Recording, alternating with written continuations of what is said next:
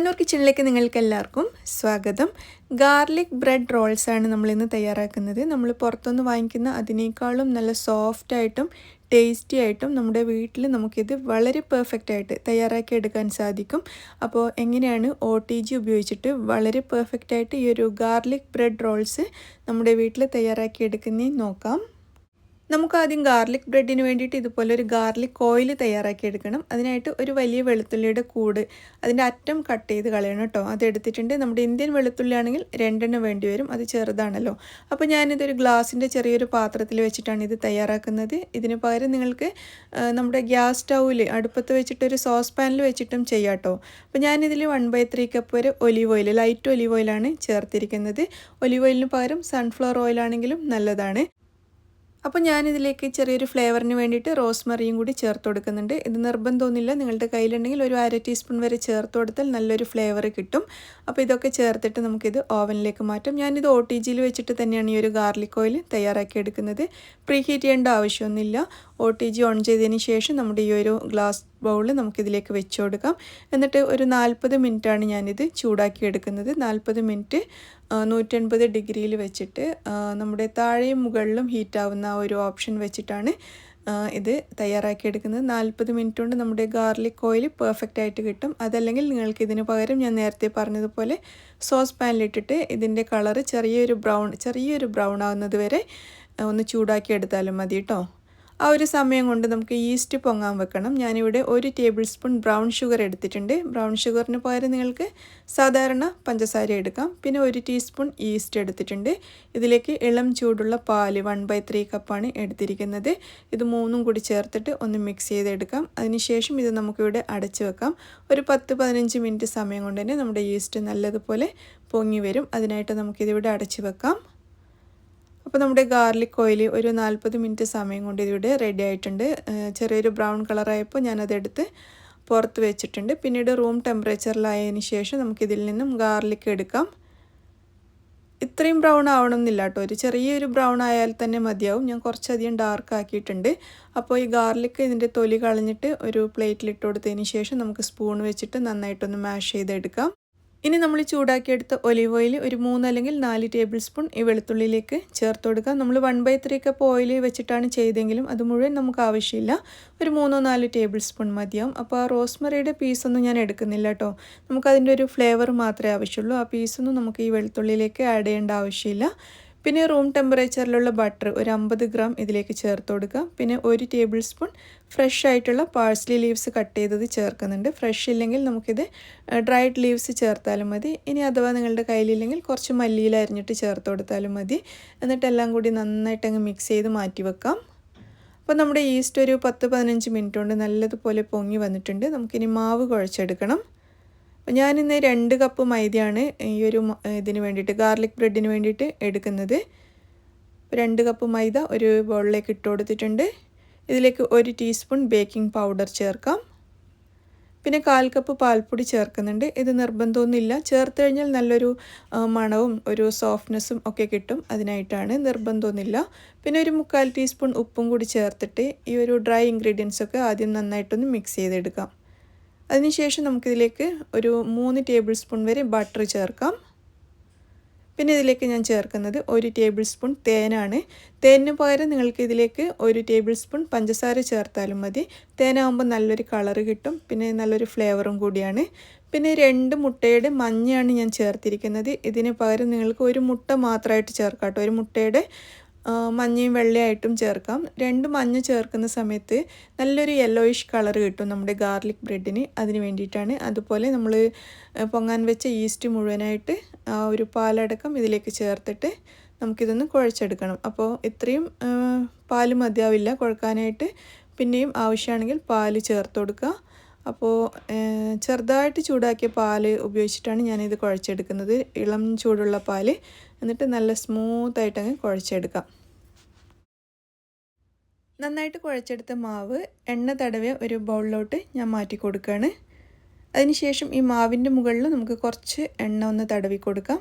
എന്നിട്ട് നമുക്കിതിവിടെ അടച്ച് വെക്കാം. ഒരു 2 മണിക്കൂർ സമയം കൊണ്ട് തന്നെ നമ്മുടെ മാവ് നല്ലതുപോലെ പൊങ്ങി വരും. ഡബിൾ സൈസ് അല്ലെങ്കിൽ ട്രിപ്പിൾ സൈസൊക്കെ ആയിട്ട് മാറും. അതിനായിട്ട് വെയിറ്റ് ചെയ്യാം. അപ്പോൾ നമ്മുടെ മാവ് ഇതാ നല്ലതുപോലെ പൊങ്ങി വന്നിട്ടുണ്ട്. അത് നന്നായിട്ടൊന്ന് പ്രസ് ചെയ്ത് കൊടുക്കാം ഇതുപോലെ. അതിനുശേഷം ഒന്നുകൂടി ഒന്ന് കുഴച്ചെടുക്കാം. ഒന്ന് കുഴച്ചെടുത്തതിന് ശേഷം ഞാനിതൊരു ബേക്കിംഗ് പേപ്പർ വെച്ചിട്ട് അതിൻ്റെ മുകളിലേക്ക് വെച്ച് കൊടുക്കുകയാണ്. എന്നിട്ട് നമുക്കിത് ഒന്ന് പരത്തിയെടുക്കാം. ഒരുപാട് നേരിയതായിട്ടല്ല, എന്നാലും അത്യാവശ്യം നമ്മൾ എന്താ പറയുക, ചപ്പാത്തിയുടെ ഒന്നും അത്രയും നേരിയതായിട്ടല്ല, അതിനേക്കാളും കുറച്ചൊരു തിക്കായിട്ട്, എന്നാൽ അത്യാവശ്യം വലുതായിട്ടൊന്ന് പരത്തിയെടുത്തിട്ടുണ്ട്. അതിനുശേഷം നമ്മൾ നേരത്തെ തയ്യാറാക്കി വെച്ച ഈ ഒരു മിക്സ് ഉണ്ടല്ലോ, നമ്മുടെ ബട്ടറും നമ്മുടെ ഗാർലിക് ഓയിലൊക്കെ ചേർന്നിട്ടുള്ളത്, അത് ഇതുപോലെ എല്ലാ ഭാഗത്തും അങ്ങ് സ്പ്രെഡ് ചെയ്ത് കൊടുക്കാം ഒരുപോലെ. അത് മുഴുവനായിട്ട് ഞാൻ യൂസ് ചെയ്തിട്ടുണ്ട്. അതുപോലെ തന്നെ ഒരു 200 ഗ്രാം മൊസറല്ല ചീസും കൂടി ഞാൻ ഇതിൻ്റെ മുകളിലേക്ക് ഇട്ട് കൊടുക്കുന്നുണ്ട്. അല്ലെങ്കിൽ മൊസറല്ല ചീസും ചെഡാർ ചീസും മിക്സ് ചെയ്തിട്ടും ഇട്ട് കൊടുക്കാം. അപ്പോൾ ഏകദേശം ഒരു 200 ഗ്രാമോളം ഇട്ട് കൊടുത്തിട്ടുണ്ട് കേട്ടോ. ചീസ് കൂടുന്തോറും നല്ല ടേസ്റ്റാണ് കഴിക്കാനായിട്ട്. അപ്പോൾ നിങ്ങൾക്ക് ഇഷ്ടമല്ലെങ്കിൽ ഇത്രയും ചീസ് യൂസ് ചെയ്യണം എന്നില്ല. അതിനുശേഷം ഇതുപോലെ റോൾ ചെയ്തെടുക്കാം. നല്ലതുപോലെ റോൾ ചെയ്തെടുക്കണം.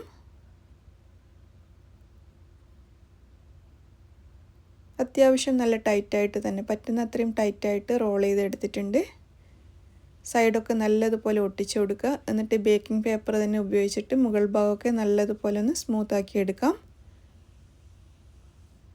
അതിനുശേഷം ഞാനിത് കട്ട് ചെയ്തെടുക്കുന്നത് ഒരു നൂല് ഉപയോഗിച്ചിട്ടാണ് കേട്ടോ. നമ്മൾ കത്തി ഉപയോഗിച്ചിട്ട് കട്ട് ചെയ്തെടുക്കുമ്പോൾ ചീസൊക്കെ ഇങ്ങനെ പുറത്തേക്ക് വരാനും ആ ഒരു ഷേപ്പൊക്കെ ഇതാവാനൊക്കെ സാധ്യതയുണ്ട്. അതുകൊണ്ട് ഞാനൊരു നൂല് വെച്ചിട്ട് ആദ്യം മുകൾ ഭാഗം ഇതുപോലെ ഒന്ന് കട്ട് ചെയ്തെടുക്കുകയാണ്. മാക്സിമം ഒരേ സൈസിൽ തന്നെ കട്ട് ചെയ്തെടുക്കാൻ ശ്രദ്ധിക്കുക. അങ്ങനെ ആകുമ്പോൾ ബേക്ക് ചെയ്ത് കഴിഞ്ഞാൽ കാണാൻ നല്ല ഭംഗിയായിരിക്കും. അപ്പോൾ മുകൾ ഭാഗം ഇതുപോലെ നൂല് വെച്ച് കട്ട് ചെയ്തതിന് ശേഷം നമുക്ക് താഴെ ഭാഗത്തു കൂടി ഈ നൂല് കടത്തിയിട്ട് കട്ട് ചെയ്തെടുക്കാം. നൂല് വെച്ചിട്ട് കട്ട് ചെയ്തെടുക്കാൻ നല്ല എളുപ്പമാണ്. അതുകൊണ്ടാണ് ഞാൻ നൂല് ഉപയോഗിച്ചത്. അപ്പോൾ അല്ലെങ്കിൽ കത്തി വെച്ചിട്ട് നിങ്ങൾക്ക് പറ്റുകയാണെങ്കിൽ കത്തി വെച്ചിട്ട് തന്നെ ചെയ്യാവുന്നതേ ഉള്ളൂ. ഇപ്പോൾ ഇത് കണ്ടില്ലേ, നല്ല പെർഫെക്റ്റായിട്ട് കട്ട് ചെയ്തെടുക്കാൻ പറ്റിയിട്ടുണ്ട്. ഒന്ന് കയ്യിൽ വെച്ചിട്ട് ഒരു പ്രാവശ്യം കൂടി സൈഡൊക്കെ ഒട്ടിച്ച് ഒന്ന് സ്മൂത്താക്കി എടുക്കാം, ഒന്ന് ഷേപ്പാക്കി എടുക്കാം. എന്നിട്ട് ബേക്ക് ചെയ്യുന്ന ടിന്നിലോട്ട് ഞാനിത് മാറ്റി വെച്ചിരിക്കുകയാണ്. ബാക്കിയുള്ളത് മുഴുവനും നമുക്ക് ഇതേപോലെ ചെയ്തെടുക്കാം. അപ്പോൾ മാവ് കുഴക്കുന്ന സമയത്ത് ഞാൻ പറയാൻ വിട്ടുപോയതാണ്, നമുക്ക് കുറച്ച് ലൂസായിട്ട് വേണം മാവ് കുഴച്ചെടുക്കാൻ കേട്ടോ, എങ്കിൽ നല്ല സോഫ്റ്റായിട്ട് കിട്ടുള്ളൂ.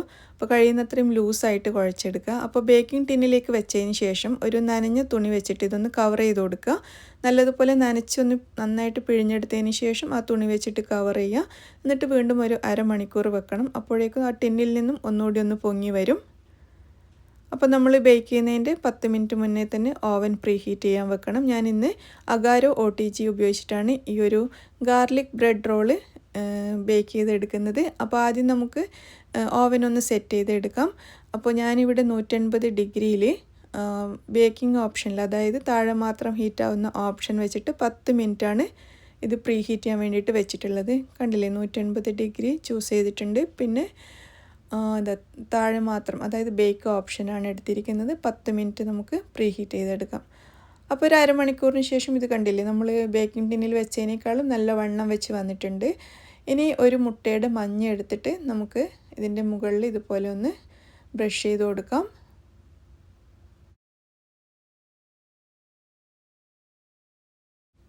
മുകളിൽ കുറച്ചുകൂടി പാഴ്സ്ലി ലീവ്സ് ഒരു ഭംഗിക്ക് വേണ്ടിയിട്ട് ഞാനൊന്ന് ഇട്ട് കൊടുത്തിട്ടുണ്ട്. അതിനുശേഷം നമ്മുടെ പ്രീ ഹീറ്റ് ചെയ്ത ഓവനിലേക്ക് ഇത് മാറ്റാം.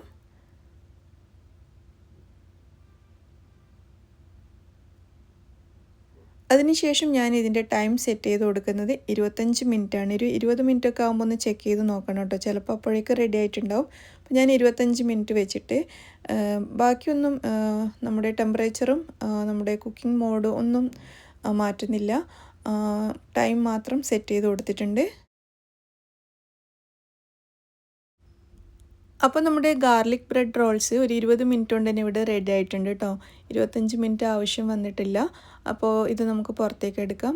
നല്ലൊരു യെല്ലോയിഷ്, ഗോൾഡൻ യെല്ലോയിഷ് കളറായി മാറിയിട്ടുണ്ട്.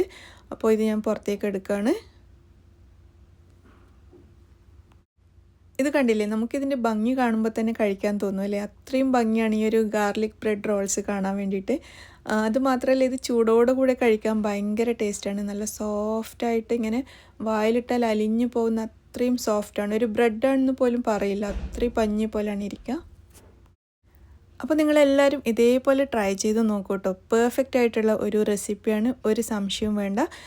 ഇത് നമ്മൾ ഒരു പ്രാവശ്യം ഉണ്ടാക്കി കഴിഞ്ഞാൽ നമുക്ക് പുറത്തുനിന്ന് വാങ്ങിയാൽ പോലും ഇഷ്ടാവില്ല, അത്രയും ടേസ്റ്റാണ് നമ്മളിതിങ്ങനെ വീട്ടിലുണ്ടാക്കി കഴിച്ചാൽ.